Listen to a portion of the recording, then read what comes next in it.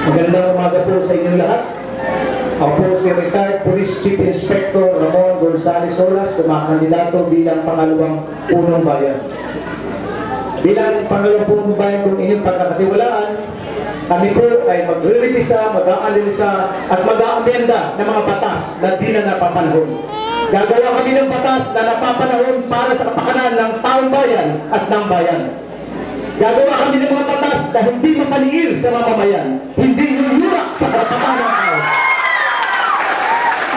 At bilang po namumuno sa Sangguniang Bayan, tutulungan namin ang aming mayor na magkaroon ng pamahalaang tapat, nakikita, nakukwenta, na iharap sa kanila ang mga gastusin at pagawaing bayan. Isa po sa programa namin, tutulungan namin ang mayor, ang aming mayor, na masugpo ang katiwalian. Iharap o usigin at iharap sa hukuman ang mga lingkod bayan o mga kawani ng pamahalaan bayan upang sa ganun ay mawala ang kanilang pagsasamantala sa tiwala ng taong bayan. Isa pa po, tutulungan namin ang aming mayor upang magpakita ng mabubuting halimbawa, yung tiyakang pagpapakita ng disiplinang moral, sapagkat napakahalaga po ng moralidad sa namumuno at mga kawani ng ating bayan. Hindi po sa lahat, tutulungan namin ang aming mayor kung sinong mayor namin. Tutulungan namin siya sa mga pangunahing pangangailangan ng taong bayan tulad ng kalusugan. Sapagkat kung ang mga tao po ay may mga sakitin, hindi natin masasabi na ang ating bayan na gawin. Tutulungan namin ang aming mayor sa edukasyon. Napakaraming kabataan o tao na hindi nag-aaral, lakas sa edad, hindi pa nakakatapos sa pag-aaral. Yan po ay tutulungan namin upang sa ganun ang mga kabataan o mga taong hindi nag-aaral ay magbigyan ng sapat na kaalaman maging ang ating mga kapatid na mangyan. Isa pa po ay ang pangkabuhayan. Napakarami nating mga kababayan na may hirap.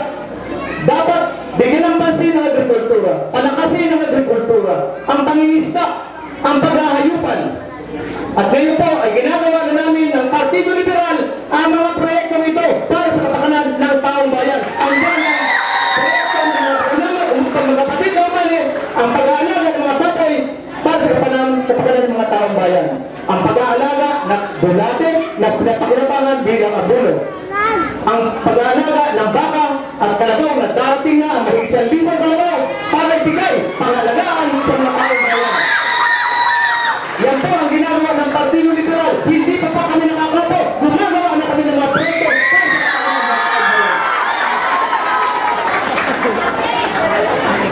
Isa pa po, yung programa sa mga mayag, dapat po pagtuunan natin ng pansin ang ating mga kapatid naman yan, dapat sila yung maseso.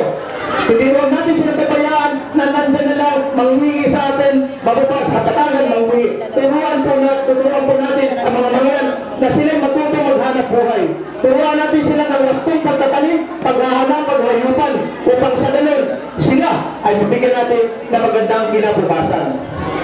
Isa pa po, isang gusto kong mangyari na magtulungan namin ng mayor ay ang pagkikipagsabot ng mga iba't ibang sekta o relihiyong pangkat na nais pakilahit sa gawaing bayan. Dapat po sila ay tanggapin natin upang sa ganun katulad ang panalangin ni Father kanina na kahit tayo magkakaiba ng pamamahaan ng pananampalataya, iisa lang natin sinasamba ang ating Panginoon Diyos na tayong lahat dito sa Gloria magkaisa anuman ang relihiyon. Yan po ay isang gusto kong mangyari sa ating bayan.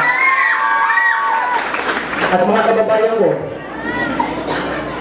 kami po, yung slogan namin na sinasabi ay Liberal Party para sa pamahalang makatao, may dagan at dignidad para sa kaunlaran.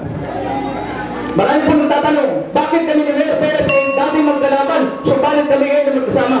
Sapagkat meron po kami isang adhikain o layunin para sa bayan ng Gloria, magkaroon ng isang malinis, maayos, mapayapa at maunlad na bayan ng Gloria.